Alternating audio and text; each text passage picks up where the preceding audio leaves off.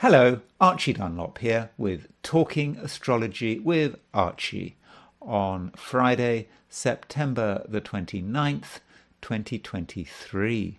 Today I want to talk about the US presidential election, which takes place in, well, just over a year's time. And now people are trying to work out who is going to be the nominee of the various parties, and one name that is being talked about a lot is that of Michelle Obama, the wife of former US President Barack Obama. It's been suggested that that Joe Biden is not going to run next year. That the nominee for the Democrats may actually be Michelle Obama. Reason being because the consensus view is that Kamala Harris is so useless that she hasn't got a chance. And likewise, Joe Biden is a complete liability. So the Democrat Party is going to have to do something, and this is why Michelle Obama's name is now being talked about. I have no idea what she thinks about it. I was under the impression that she didn't want to get involved, at least a couple of years ago. I suppose when we were talking about a Democrat candidate to come up against Trump in 2020, people were talking about Michelle Obama's name, but I think she just didn't want to do it. But, I don't know. I mean, I haven't really been following this, but I've just suddenly noticed that she's starting to become a real possibility, at least in terms of the betting odds, for being the Democrat nominee next year.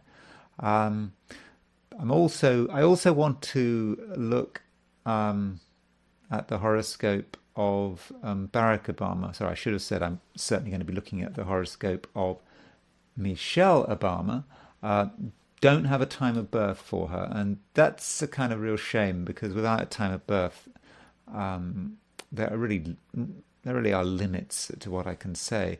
So yes, so I'll be looking at both of their charts. I think it's particularly important to look at Barack Obama's chart because we don't have a time of birth for Michelle Obama. And you would have thought, well, if Michelle Obama is going to be the Democrat nominee or even win the presidential election, you would have expected that to show up in Barack Obama's horoscope. So I'll be looking at both of their charts. I also want to look at the chart of another potential nominee, and that is Nikki Haley. This time she is, of course, would be a nominee for the Republican Party. She was, for a time, Donald Trump's ambassador to the UN. I think she was widely seen as having done a fairly good job at that, and she managed to get out with her reputation intact. So she is a possibility. I think she was governor of South Carolina. She's been talked up. I mean, logically, it seems pretty unlikely that she's going to be the Republican nominee next year. But still, I want to have a look at her horoscope. Interestingly, both Michelle Obama and Nikki Haley are Capricorns, born right at the end of Capricorn. In fact, Nikki Haley might not be a Capricorn because we don't have her time of birth. So if she was born sort of in the evening, I think was it the 20th? Yeah, I think it was the 20th of January 1972. If she was born in the evening, she'd be an Aquarius. So we don't actually know for sure what her star sign, her sun sign is. But before I look at all these charts, I want to look at what's happening today. Um, the astrology for today, which is Friday, September the 29th, 2023. And of course, I will also be doing an I Ching reading for today. So let's look at the astrology for today. Here we go. And so what I've got here, as usual, it's the position of the planets today, September the 29th, set for New York at noon. So obviously the big thing going on today is that you've got a full moon. You can see the sun is at 6:15 Libra. Moon is at 9:45 Aries. So when you have a full moon, you often get the concept of, two competing forces, two forces that are really at odds with each other. Sun in Libra, the principle there is compromise. It's about balance. It's about fitting in. We want to be everyone's friend. That's Libra. Then we've got the moon in Aries, and we have a completely different energy. Moon in Aries wants to be assertive, wants to be first, wants to shoot its mouth off, wants to sort of plunge in where angels fear to tread and all that kind of stuff. So we have to balance this today. We, on one hand, we do have to deal with other people. We have to be reasonable, but at the same time, we have to be assertive. We want to be assertive. We mustn't not be assertive, because if we aren't assertive, we might feel completely frustrated. So that's the energy we're dealing with today of the full moon, and it could be a bit difficult. It could be stressful. I mean, all things being equal, full moons are not fortunate. The lunar cycle has reached its peak. You can see the moon in the sky, provided it's not too cloudy. And after the full moon, the moon is waning. It's getting smaller. The waxing side of the moon, from the new moon to the full moon, is generally seen to be fortunate. The waning is considered to be unfortunate. So this full moon, we need to get the balance right. Libra, balance. We do have to get the balance right. And we mustn't jump to extremes. Might feel easiest to jump to extremes, to do one thing or the other. But if we ignore one thing, it's going to get us. So that's the full moon. At the same time as this, there is a 90-degree aspect between Venus and Uranus. You can see Venus is at 22:37 Leo at noon, and Uranus is at 22:40 Taurus at noon New York time. So Venus is the planet of love. Venus is the planet of relationships. So with Venus square Uranus, if you're involved in a relationship, don't be surprised if your partner behaves in a somewhat unexpected way, or they might be late for meetings. They might not do things they promise, and that kind of thing. But maybe Venus is you. So for your part, you can do your best to be reliable. You can understand there's a Venus is squaring Uranus, and you can make sure that you don't get wrong-footed by the rather disruptive energy of Venus square Uranus. But, Venus square Uranus is not entirely negative. Uranus is a planet of surprises. So there may be sudden meetings. People may appear just as quickly as they disappear. And so sudden meetings, they could have implications, perhaps of a romantic nature. But Venus is not just about romance. It can be about partnerships in general. Venus is also about money.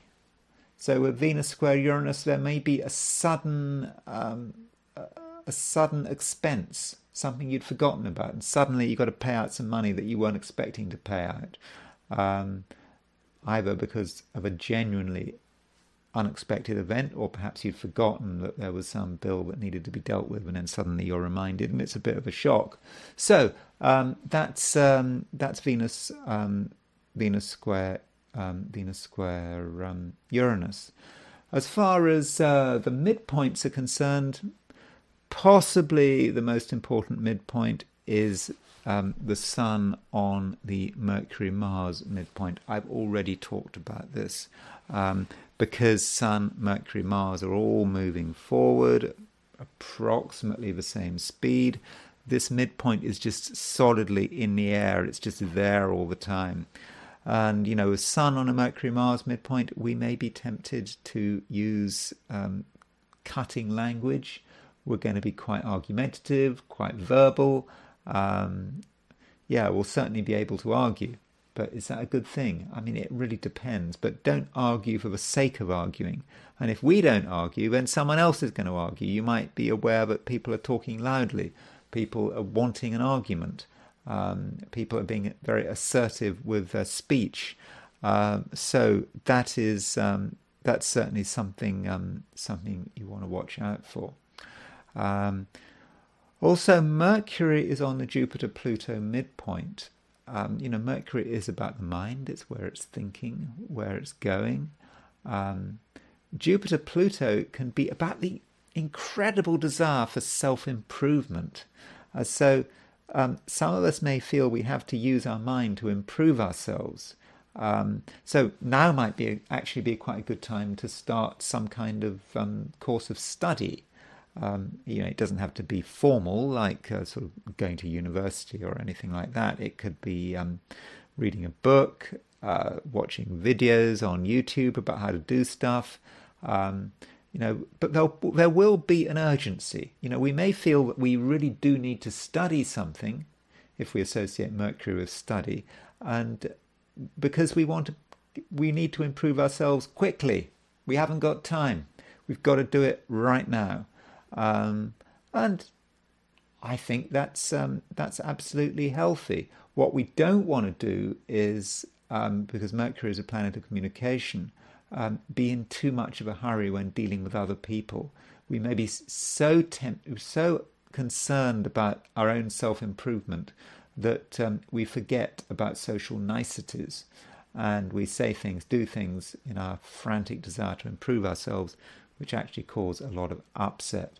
So I think in that sense, a bit of caution is required. So what I want to do now is do my forecasts for the 12 signs. So here they are. These are my forecasts for the 12 signs for Friday, September the 29th, 2023. Aries. The moon blasts into your star sign. You feel new energy and you're ready to take on the world and win. However, be aware that there's a full moon. Your attempts to assert yourself may not be entirely successful unless you make a special effort to accommodate the needs of other people. And some people's behavior can be surprisingly difficult to predict. Taurus. You're capable of stirring things up, taking a perfectly normal situation and turning it into real chaos. Somehow you seem to understand the roots of things, and by undermining these roots, you threaten the whole system. In relationships, there could be unexpected events which create good and bad interactions out of nothing. Gemini. You have mixed feelings about other people. You like socializing, but at the same time you want to do your own thing in your own way. And it's possible that your creative self-expression is not compatible with your social life. Or perhaps You should choose friends who are exactly on your wavelength. Cancer. You're feeling ambitious and you want to reach out towards the achievement of your goals. However, there is something holding you back, and I think it's connected with the past. Maybe people from the past, or perhaps behavior patterns from the past. Somehow the future has to be anchored by the past, not sunk by it. Leo. Everything has an impact, even things which seem utterly trivial. So it's not a time to take things lightly or to regard the people you meet as having zero impact. Whether the outcome is good or bad rather depends on your response, and I suppose when change starts happening, you must be able to manage it. Virgo. The financial situation is becoming clear. You can see the way things are, and details that used to be hidden are now becoming obvious. As a result, you're in a position where you can start taking successful action. But you do have to accept that financial success and failure is not just about you, but it's also about the important people in your life. Libra. Today's full moon falls across the main axis of your solar chart. In terms of relationships, there could be some important realizations. Seeing someone for what they are really like and being in a position to make an informed choice. Yet, things can happen in your love life that simply aren't planned for. Scorpio. You present yourself very well, and you know how to make a good impression, and you do the superficial things particularly well. For example, making sure that you're well turned out and dressed nicely. Yet events beyond your control could spoil the party. Perhaps someone is able to mess things up through the sheer force of their disruptive personality. Sagittarius. You've a certain inclination to be selfish, putting your own interests before everything else. But it's selfish in that Sagittarian way, not being planned or coordinated, instead coming out naturally and spontaneously. However, you do need to consider other people, in particular your friends and colleagues. And once you see the truth of the matter, you might be slightly embarrassed. Capricorn. In some respects, you just want to do your own thing without having to worry about the outside world and its many demands. However, there is a need to project yourself outwards, especially in terms of your career. After all, people want to hear what you've got to say for yourself. You might even become a reluctant leader. Aquarius. Venus makes a stressful aspect to Uranus, which could impact your various relationships.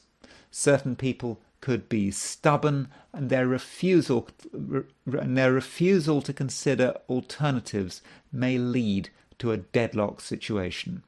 For your part, it's probably not a good idea to concentrate your efforts on any one person, and be ready to move from one place to another at short notice.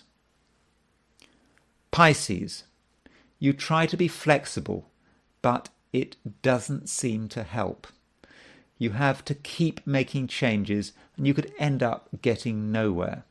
It might be better to take a position and to stick with it, even if in the short term it makes you unpopular.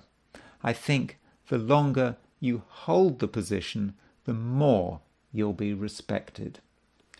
So, as usual, I now want to switch to the I Ching, and I threw 3 coins in the air, and I asked the question, what is Friday going to be like for people who visit this video.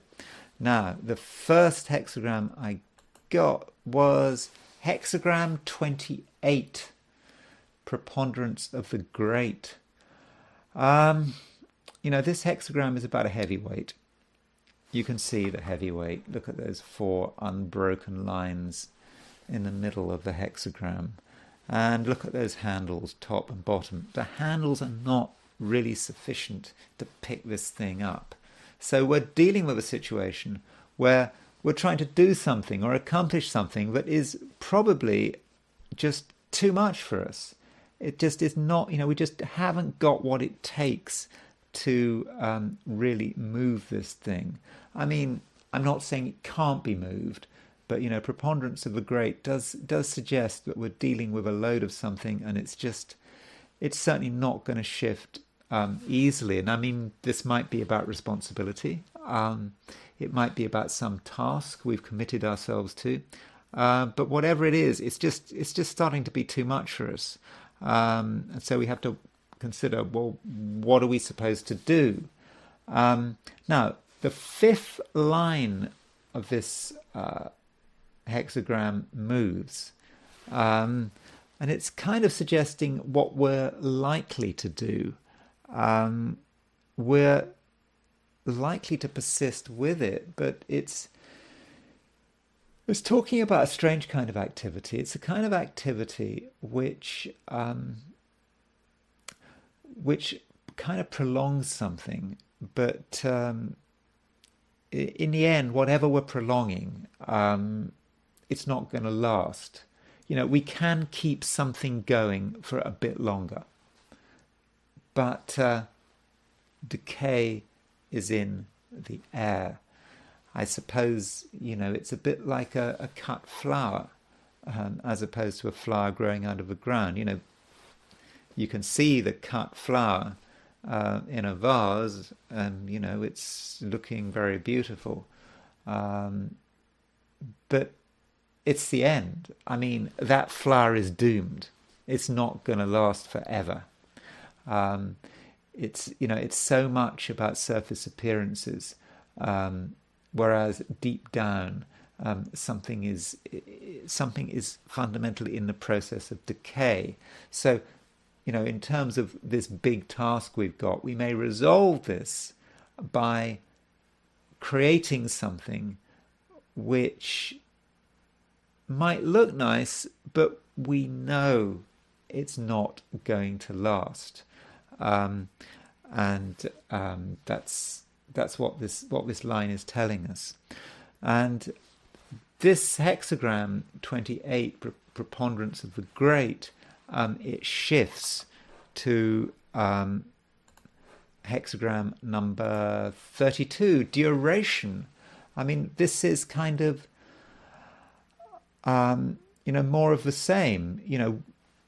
We're in a situation where we're just focusing on surface appearances.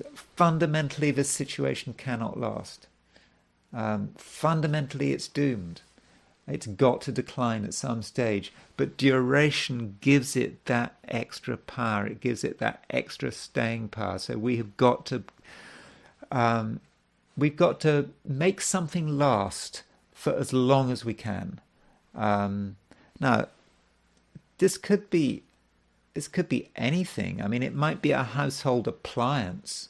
It might be a car that's on its last legs. I mean, maybe we want to, keep it going for a few hundred more miles. But of course, I'm not necessarily telling you to do that, because if your car needs fixed, if your car needs to be replaced, don't carry on just because of what I'm saying on the I Ching. No, you've got to look after yourself, and you don't want to have accidents, disasters through mechanical things, just because I suggest perhaps that you might want to consider seeing how much longer this thing can last for. But yeah, so it's about persisting with a format for a bit longer. It might be connected with a friend. We've got a friend. We know that this friendship is dead. It's on its last legs. It's not going anywhere. But we still want to persist with it for a bit longer, for for whatever reasons. So that's what I say about the I Ching. I mean, it's not a disaster. It's just be aware that nothing lasts forever. Just because something looks good, doesn't mean it's going anywhere. The I Ching uses the symbolism of some sort of withered plant. I think maybe a poplar or something, producing flowers. And the flowers look nice, but it's not putting down roots. The flowers are just a surface ornamentation. So we must be ready to say goodbye to something. This is a situation that can't go on forever, even though the last hexagram, it moves to 32, is duration. But duration is not forever duration. It's about keeping something alive for just a bit longer. So now I want to go back to the astrology, and I want to consider Michelle Obama. I want to consider Barack Obama and Nikki Haley. I'm not saying that the horoscopes are particularly interesting, particularly because with Michelle Obama and Barack Obama, we don't have a time of birth, and that is really unfortunate. So let's start with looking at Michelle Obama's chart. Now, I should make it clear that in some of my videos, I definitely show my opinion. There are obviously some people, I talk about them and I just obviously don't like them, and I find it difficult to hide that. With Michelle Obama, Barack Obama, Nikki Haley, I have no opinion. I mean, I'm not saying I have any particular issues with them. Sure, we know Barack Obama, his foreign policy was a complete disaster, and he totally messed up the Middle East, intervening in Syria. It was under his watch that America started messing things up with Ukraine, with the Maidan rebellion or revolution or whatever. And so, yeah, sure, Barack Obama's foreign policy was dreadful. We're still living with its legacy, but I don't know. I mean, I don't feel any particular animosity towards Barack Obama. Also, you have to remember with presidents is that presidents are kind of trapped by their predecessors. So what Barack Obama was doing, his drone strikes in Pakistan, his involvement in Syria, his actions in Ukraine. Firstly, his Secretary of State was Hillary. So in a way, you should be blaming Hillary, not him. Okay, Barack Obama should have known better, but he was an inexperienced politician. The country decided to elect an inexperienced politician, and that's what we got. But also, Barack Obama was just continuing with the legacy of his predecessor, George Bush Jr., in the same way that Trump was continuing with Barack Obama's legacy. You might not like to be saying that he was doing that, but in a sense he was. But I just want to make it clear that I don't really feel any animosity towards any of the people, the politicians and potential politicians that I'm talking about in this video. I really do feel completely neutral about it. So, Michelle Obama, born January the 17th, 1964. I've set the chart for noon, and she was born in Chicago, but I don't have a time of birth. So, she is a Capricorn. She's got Sun in Capricorn, Mercury in Capricorn. I don't really know much about Michelle Obama, but the impression I get is someone who is quite down to earth. Actually, I she doesn't strike me as a prima donna. Yeah, she might take herself seriously, but I don't think she's a prima donna. I think she's seems to be have a fairly Capricornian personality, though with a woman's chart you do have to look at the moon. But the trouble is, I don't have a time of birth, so her moon is at noon is at 031 Pisces. So she could be a Pisces moon, she could be an Aquarius moon. There's really no way of knowing unless we have a time of birth. So I can't even really speculate about that moon. I mean, moon in Aquarius is a very different energy from moon in Pisces. Still, she does have Venus in Pisces. Venus is at 046 Pisces. So whatever happens, she's got Venus in that sign. And, Venus works very well in Pisces. Venus is exalted in Pisces. And that Venus is sextile Mercury. So I would have said that her social skills are fairly good. They're not spectacular, but she comes over as being, I would guess, a reliable person who can be trusted. I would have said that's how the Mercury sextile the moon is concerned. So she also has Mars and Saturn in Aquarius,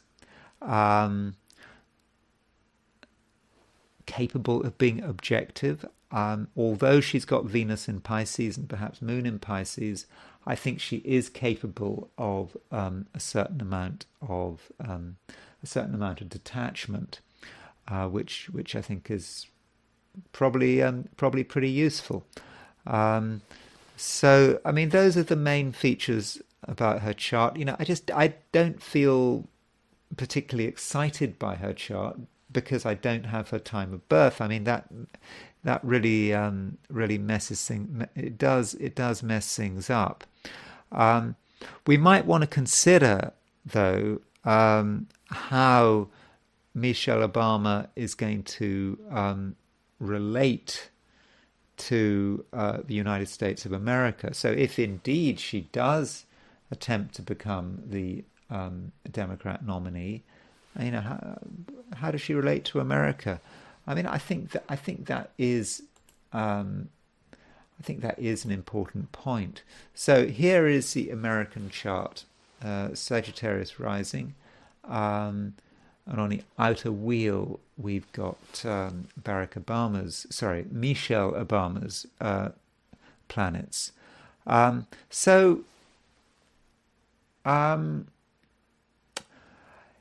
America's a Cancerian country. It's got, not just the Sun in Cancer, but it's got Venus in Cancer, and it's got Jupiter in Cancer, and it's got Mercury in Cancer. So it's got 4 planets in Cancer. That means that Michelle Obama's Sun in Capricorn and Mercury in Capricorn are opposition America's Cancer planets. So you can see, for example, she's got Mercury in Capricorn opposition America's United States' Venus. The Venus where Venus was on July the 4th, 1776 at 5:10 p.m. So her Mercury is opposition Venus, and her Sun in Capricorn is opposition America's Mercury. I don't think that's great. Maybe we've already seen evidence of how that Michelle Obama's Mercury in Capricorn opposition America's Venus in Cancer is working, because you could say that Venus in Cancer, in fact, the whole Cancer complex in America's chart is about comfort.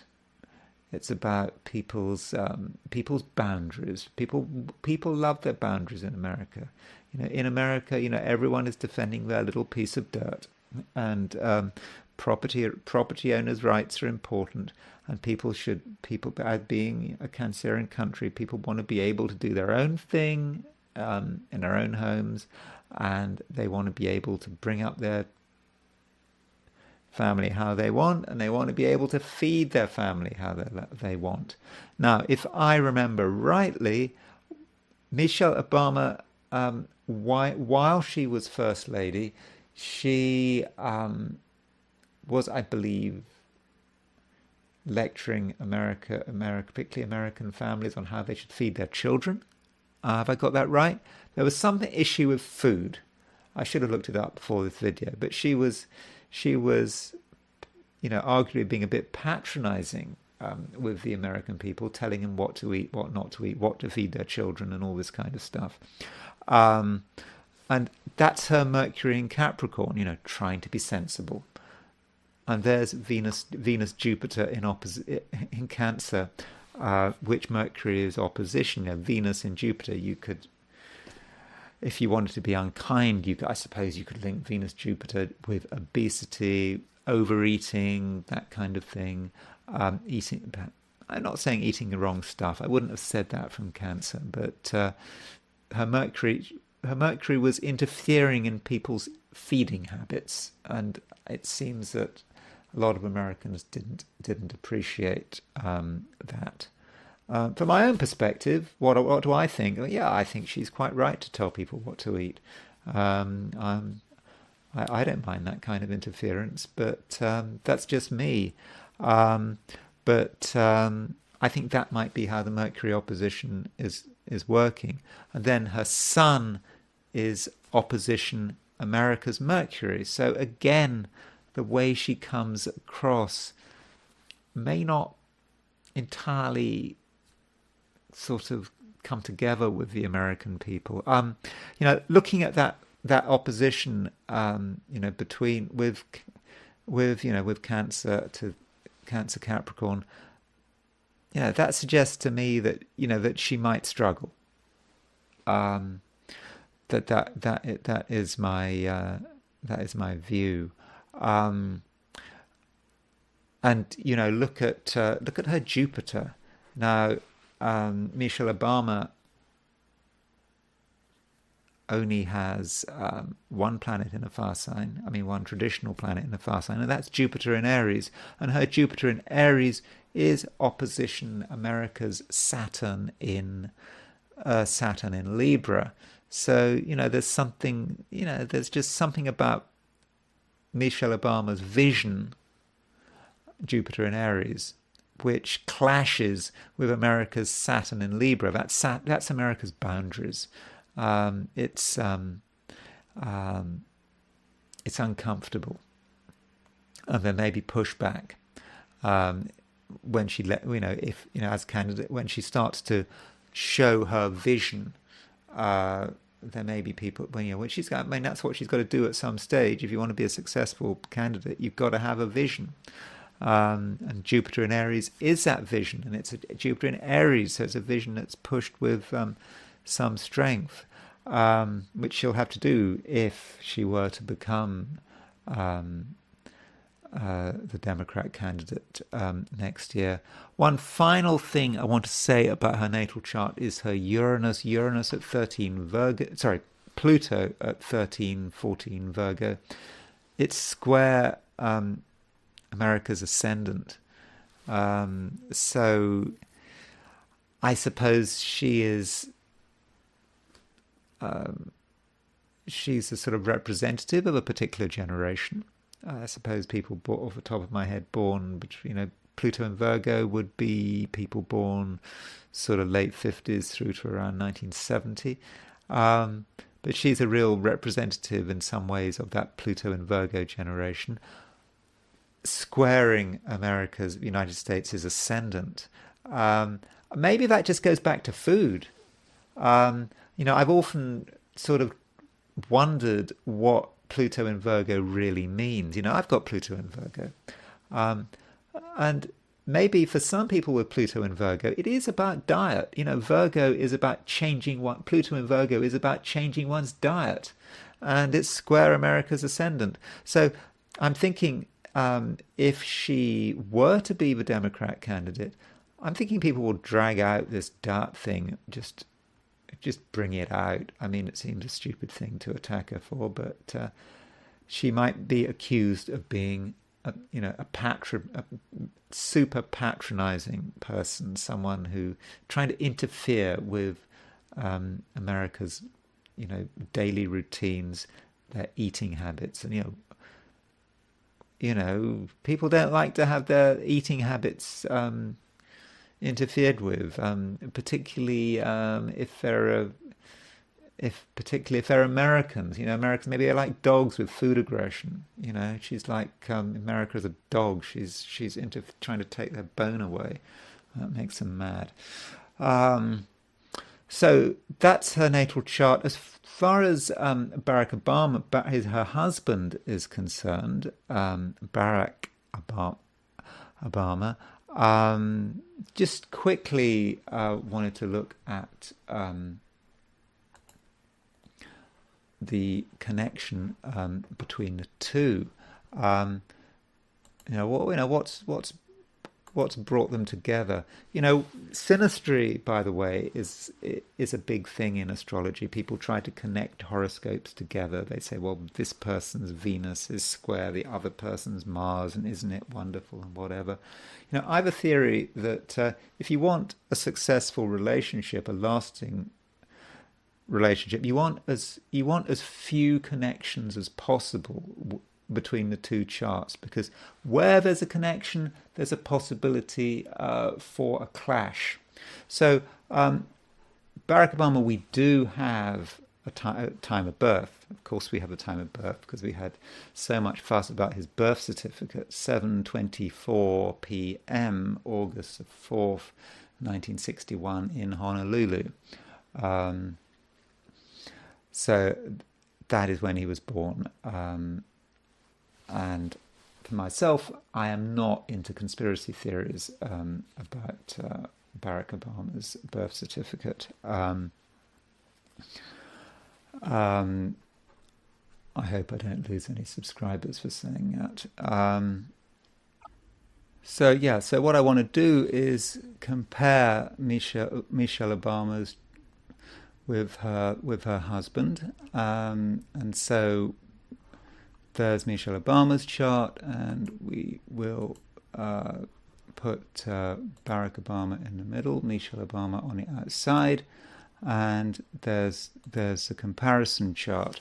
So Barack Obama has 18 Aquarius rising, there you can see, and Michelle Obama has 22, has her Saturn at 22 Aquarius, and I think that can be quite an important contact. Saturn in Aquarius is a contact that kind of allows her to bring him down to earth, to get him under control. We saw this contact, by the way, with Camilla and King Charles. So just to look at that, there's King Charles's chart. He has his ascendant at 524 Leo, and then you can see that Camilla has her Saturn at 9 Leo. So Michelle Obama and Barack Obama have the same kind of connection that Charles and Camilla have. And maybe that's the key thing. Maybe that's the key thing that brings them together. Also, we've got Barack Obama's Saturn is conjunct her Sun. So his Saturn is able to connect with her Sun, and I think that maybe allows him to control her. So there is this way in which at different levels they can mutually control each other, and maybe that's what this relationship is all about. Oh, though she makes him feel good. There's Barack Obama's sun at 1233 Leo, and she's got her Jupiter at 1237 Aries. So her Jupiter in Aries, which I think is really important, it's her only planet in a fire sign, is trine Barack Obama's sun. So I think that's a really good contact. It's a very easy, stress-free contact to have. So that's Michelle Obama. The question is though, what chance has she got? I mean, is she going to be the Democrat nominee? Well, one thing that could really stop that happening would be if Joe Biden dropped dead, or if he suddenly decided to resign, because in both situations, Kamala Harris would become president. Now, as far as him dropping dead is concerned, I'm not going to speculate about the chances of Joe Biden dropping dead, but well, okay, I'm going to tell you what I can tell you what his chances of dropping dead are. If you say that, okay, he's going to be 81 next birthday, which is going to be, he's very nearly 81, you can look at life tables, you can see them on the internet, and you can ask the question, how long has he got to live? Well, on average, for an 81-year-old American male, he's got 7.25 years left. So he should be able to get to the election. In fact, he has approximately got an 8% chance of dying before the November 2024 election. I mean, simple as that. And it's just in the life tables. He probably even got a better chance than that because he's got good medical care. So I don't think one should rely on him dying or stepping down. But if that were to happen, it's all hypothetical talking about Michelle Obama, because Kamala Harris will become president. And as I've said in a previous video, and I know one shouldn't be contrarian here, but I think I just don't think that Kamala Harris is going to be quite as bad as everyone is making out. And I know that's a very unpopular thing to say. I mean, I know that everyone, bar everyone, is saying that Kamala Harris is completely useless. But I'm not entirely convinced. I'm not saying she's great, but I just don't think she's quite as bad as some people are making out. I think once she becomes president, if she became president, I think she'd find it a lot easier. I think the problem with Kamala Harris is that she's got the sun in Libra, moon in Aries. Like the full moon today, we've got a sun in Aries, sun in Libra, moon in Aries. We've got that today, and so the problem there is that Kamala Harris, she doesn't know whether to be assertive or whether to compromise. Part of her wants to fit in, part of her wants to be assertive, and she can't decide which one she wants to be, and she gets herself into a complete mess. Now, it may be that if she became president, she'd sort it out. She'd suddenly be the leader, and she'd have to work it out. And maybe that moon in Aries, female, moon in Aries is more important than the sun in Libra. Maybe the moon in Aries would finally be able to assert itself. And I do think that next year and into 2025, her luck does gradually improve. So as I've said before, don't write off Kamala Harris, and it may be premature to be thinking about Michelle Obama as a possible, as a possible candidate. Now, as far as Barack Obama is concerned, I did want to look at his Vedic chart. So his Vedic chart is in many respects very strong, and it remains strong. And I'm thinking, I'm beginning to think that if Michelle Obama were to become the Democrat nominee, it would be because of Barack Obama. It may be what he wants, whatever he wants goes. Maybe he is as influential as some people are suggesting. And looking, if we look at Barack Obama's chart, he is in a period of life ruled by Saturn, and this Saturn period of life started in July 2012, and it continues until July 2031. Now, to remind you, there was an election in 2012 when he was up against Mitt Romney, and he won. He won easily. So 2012 was a good year for him, and it was the start of his Saturn Dasha. So he's still in it. He's got Saturn in the first house in Capricorn, conjunct Jupiter. It's a great Saturn. Okay, it might be retrograde, but I think overall it's a good Saturn. By Shadbala, the sixfold way of evaluating strength in Indian astrology, his Saturn is very strong. So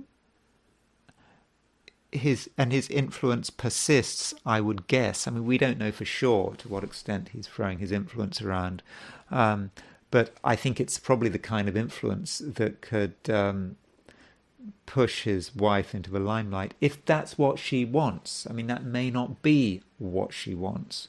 Another thing going on is that in terms of his sub-periods, he is... oops, gone too far there. In terms of his sub-periods, in June 2023, in other words, June of this year, he entered his moon period, the Saturn Mahadasha, the larger period, and the moon was a smaller period. And his moon is actually very good.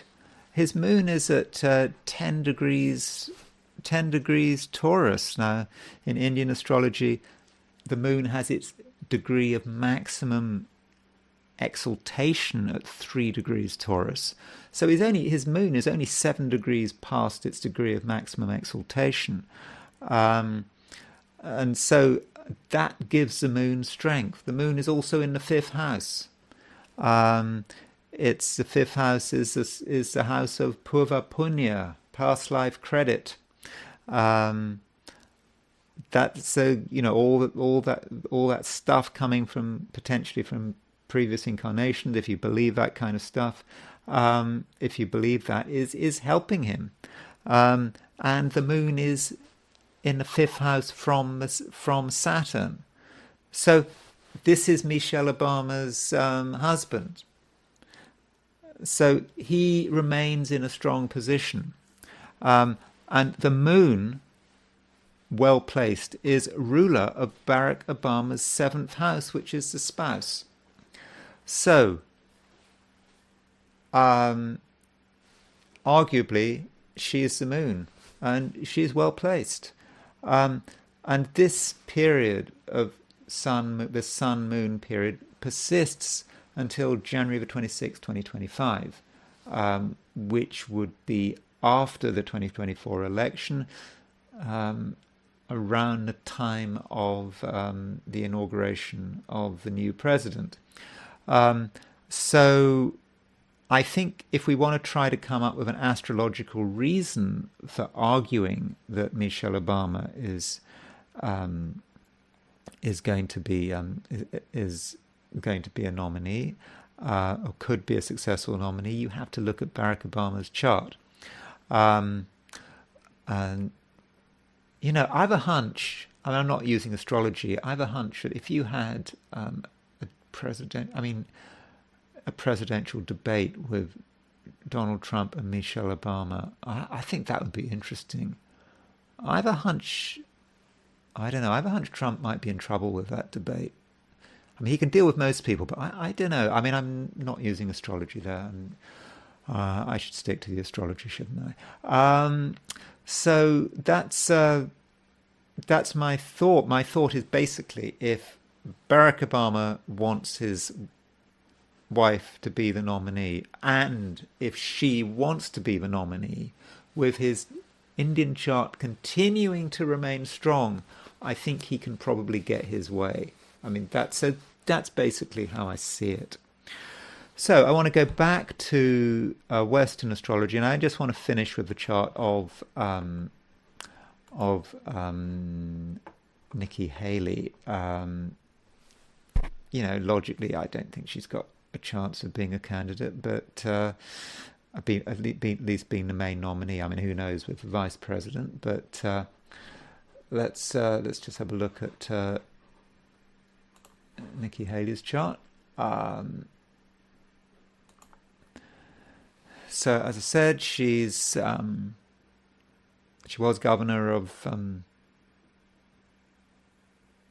South Carolina, generally perceived to have done a fairly good job by the people that matter. Whether or not she objectively did a good job is beside the point. Good job as US ambassador to the UN. So this is her chart. Her sun is at 2945 Capricorn. So we don't know for sure that she is a Capricorn, because if she was born in the evening, the sun would be, I mean, she was born in Bamberg, South Carolina, I think. So yeah, if she was born in the evening on January the 20th, she would be an Aquarius. Her chart, I mean, it's just kind of interesting that she's born so close to Michelle Obama's chart. Michelle Obama. Again, I don't have a time of birth. I mean, I know this has got cusps, but it shouldn't have cusps. Let's just remove the cusps.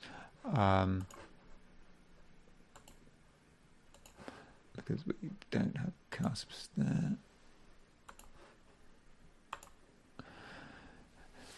So she's probably got moon in Pisces. In a sense, quite like Michelle Obama. So there's again connections there, and Mercury in Capricorn. I don't find that chart particularly dramatic, not least because I don't have a time of birth. She does have Mars opposition Uranus. You know, Mars opposition Uranus is dangerous in someone who wants to get involved with US politics. You know, it just is suggestive of violence.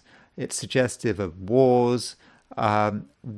We don't want any more of that. We've had enough. You know, I've looked at the four relevant charts to do with Joe Biden, and we see this sort of Mars Uranus crops up quite a lot in the charts, and so we don't want any more sort of Mars Uranus.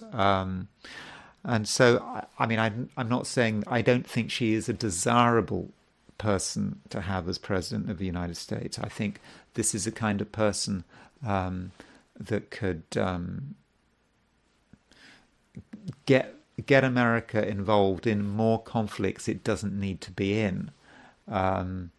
So, yeah, I mean, I don't think you want her around. Has she got a chance?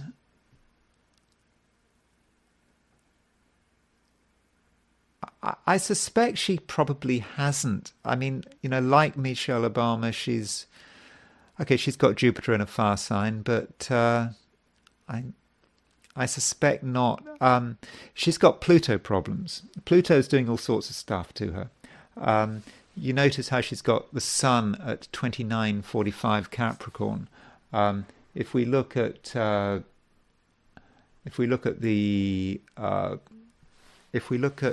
November the 1st, 2024 new moon. So this is a new moon just before the presidential election at the end of next year. And you can see in this chart that Mars is at 29 Cancer and that Pluto is at 29:45 Capricorn. So this Mars-Pluto opposition, which is I think going to be so much a part of the campaign, the election campaign, is right on Nikki Haley's sun. So if she's a candidate, I think that Mars opposition Pluto could be really difficult for her. And as I said, this lunation also has Uranus on a descendant. That could be a worry. Oh, I want to say one final thing about Obama that I forgot. Barack Obama, by the way, he has Uranus on the 7th house cusp, like Joe Biden.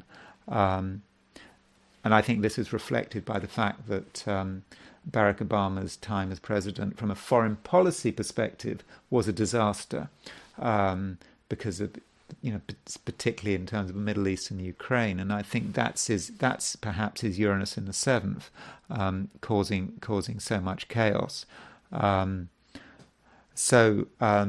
Uranus, that's his Uranus in the 7th house cusp. Then, if we look at Barack Obama's solar return for August the 4th, 2024,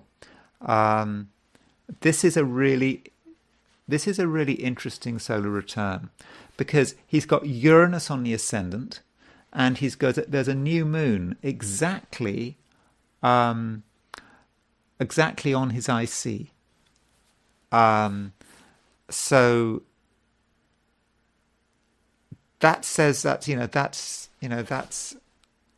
a real change for Barack Obama after when this happens. That it's going to be a big solar return. What kind of event is Barack Obama going to get involved in? He's no longer president, and maybe this is another piece of evidence suggesting that Michelle Obama really will be the nominee. I don't know. I'm not really saying what's going to happen. But I'm just saying, when you look at Barack Obama's chart, it's through Barack Obama's chart that you come up with the grounds for thinking that maybe she'll make it. I don't know.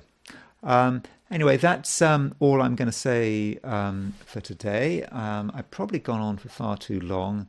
I probably shouldn't, in retrospect, have talked about Nikki Haley. I should have probably talked about her at a different time. But I hope you found that interesting. And I will talk to you again tomorrow.